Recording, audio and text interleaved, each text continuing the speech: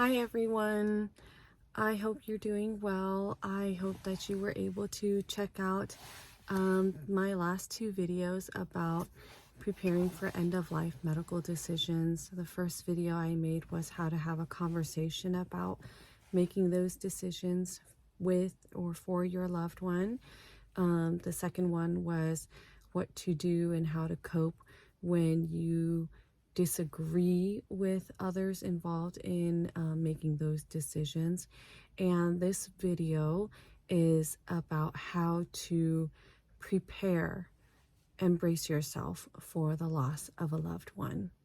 And I felt really called to make this video as I live and breathe the experience myself. And I do hope that this will help you or someone you know, and that you can pay the information forward for death, something that I respect. And I know that society is just so afraid of it. And for me, I felt like maybe in some ways I got more fortunate to have experienced death more in my life. And what does that mean? I understand that people like my husband have not had to go to funerals until their adult age. I understand that we don't know how to deal with something if we just haven't encountered it, and that it can hit us harder when it is so unplanned, or the person in our life is just so significant to us that we are just not prepared still to let them go. Unfortunately, in my culture, being Vietnamese and also being Catholic, there is just this acceptance that I have observed from our elders.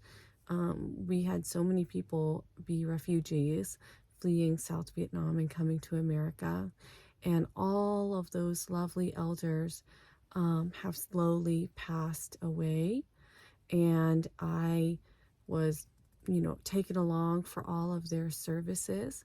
But then I got to appreciate things like the eulogies and their biography, and these reunions that we see at a funeral. Funerals gather people just like weddings do, and people get to really share memories about their loved one.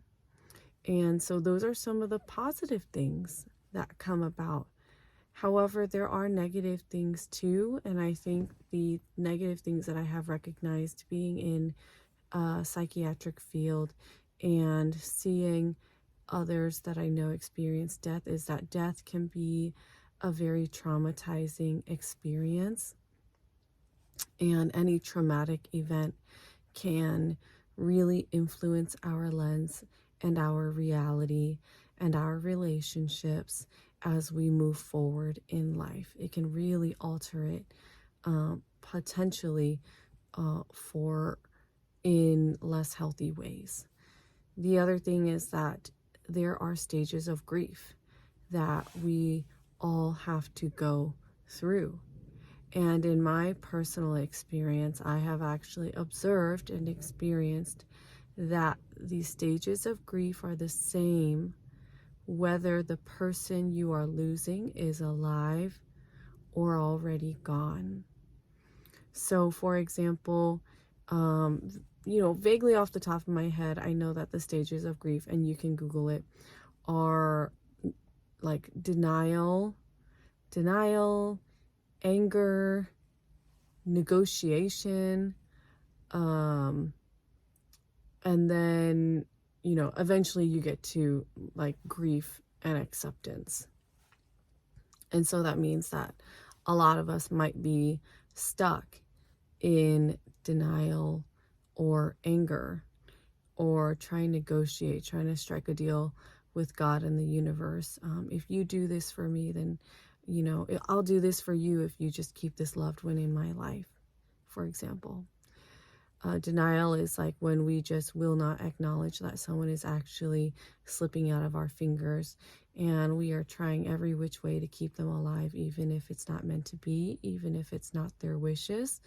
even if it's not beneficial to their quality of life. So when those stages of grief are not experienced, they can accumulate to a traumatic experience that can really negatively affect your outlook on life moving forward. I would say that trauma, my therapist has shared, is much like a haunting. And that means that it's going to keep following you if you do not fully process it. This is really significant even in the context, especially in the context of being a part of dysfunctional families, because there have been so many things that were out of your control, or any dysfunctional relationship. Let's say you had a really good friend, but you guys were actually kind of toxic friends as well, but you did have a lot of endearment and really amazing memories with this person, and you're struggling with the fact that they have gotten ill and they are passing away, or you're struggling because you lost someone you loved all of a sudden. So I just wanted to share these suggestions from my personal experience, and I'm sitting in my car because my home is just so loud with some people right now, but I just really wanted to keep going with this theme, and I think this might be the last of it. I'm not sure, but if there's anything else about death or dying that you did want to talk about or that you wanted me to address, I'm totally open to it. If you just leave a comment, I totally would appreciate the suggestion. So the ways to prepare for someone's passing, I would say number one, my suggestion is to recognize any traumas that you may have while they're still alive in your experience with that person's relationship. Maybe you were abused. Maybe you were verbally abused, manipulated, discouraged, really hurt, disappointed, abandoned. Those are all valid experiences. But the thing that I have learned in psychiatry is that when you do not heal from that experience, when the perpetrator or when your disappointing hero essentially passes away and you're not able to resolve it, you feel like it's just unresolved forever, because now they're gone and you will never get the chance to find any other form of resolution. But the truth is that the resolution does not rely on you having to be in contact or relationship with this person who is passing away. It's something that you can process yourself through trauma release with therapy or trauma practitioners, things like that. So how you relate to your memories and experiences of this person is something that needs to be healed for your peace of mind, for you to come back to a sense of forgiveness for your sake, peace, and for you to break the chains or be untethered from any of the memories that may be keeping you tied to this person in a negative way. There is, there are many hard lessons we have learned, right? And we didn't want to go through it. But then when we made it through, then we feel better and we are more resilient and we have learned new lessons. So that's really, really similar to this. If there are any disappointing, traumatic, dysfunctional experiences you had, please process them. Number two is for you to preserve your positive memories. So these are the positive memory bank, right? And if you watched Disney's Inside Out, then there's like these core memories, or all these memories that really make up who you are. And the more positive memories you can have, again, the more peace you will have when they leave. And these do not have to be really huge, significant memories. They can be really tiny, brief little moments that you're able to savor. and you would savor them by imagining that experience right before you. You close your eyes, you replay it in front of you like you're looking at it on a movie screen. And then you sit closer and closer, and that movie screen comes closer and closer to you. And it gets more vivid to you with colors and sounds and textures and feelings. And those feelings are the ones that you really want to feel and honor the most.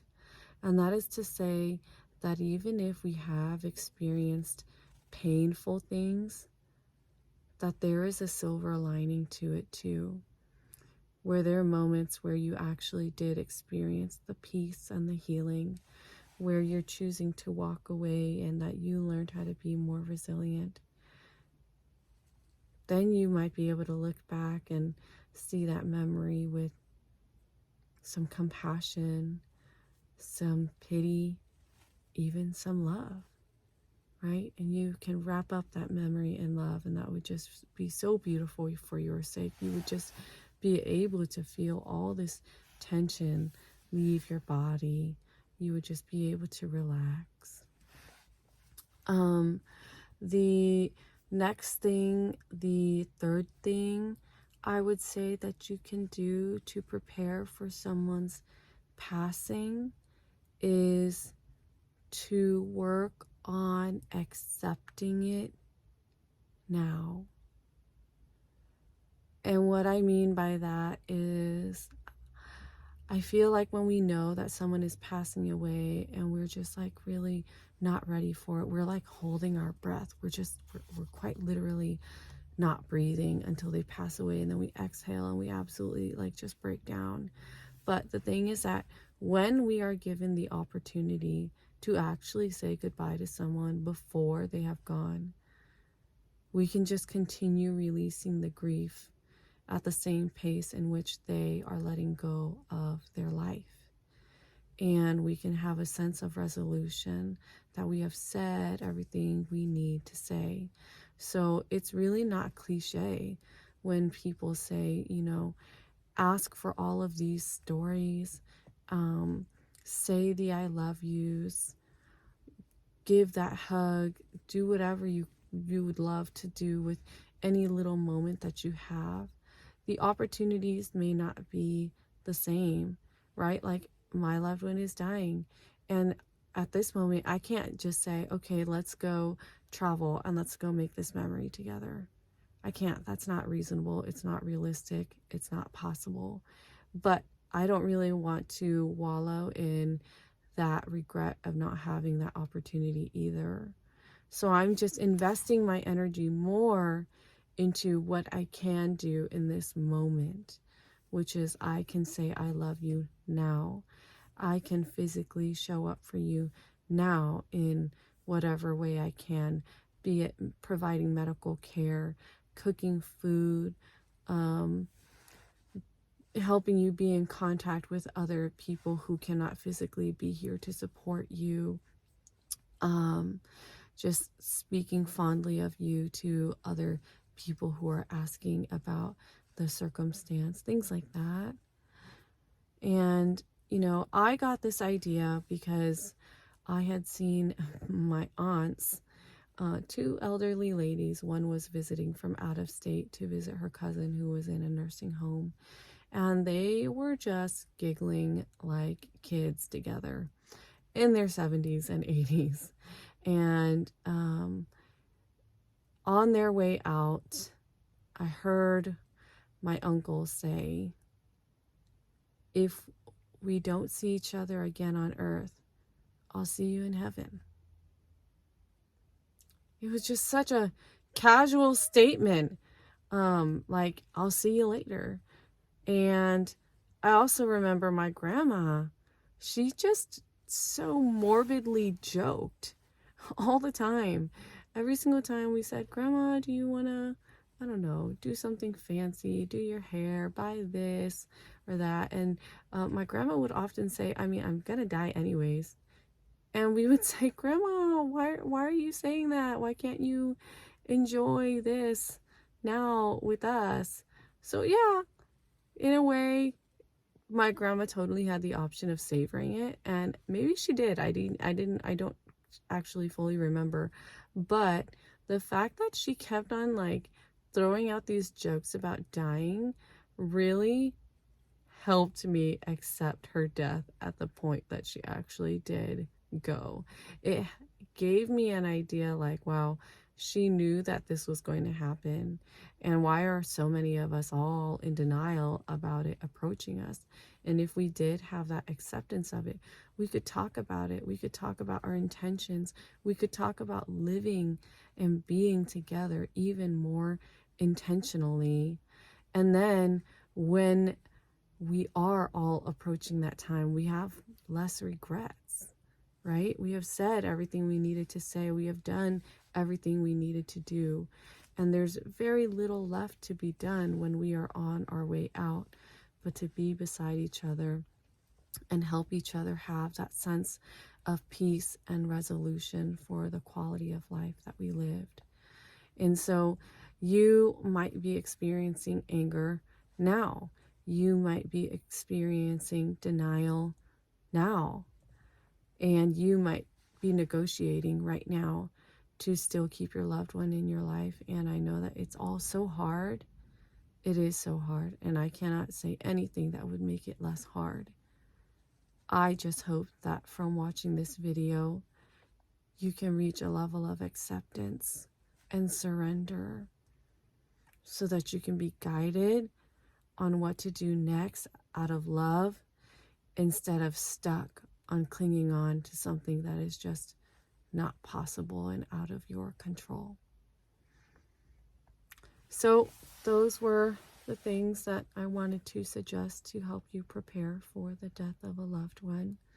If you have any personal experiences you want to share, if you have any other tips or insights, or if you agree, and if there's something that stood out to you, I would appreciate a comment of good energy and good vibes here.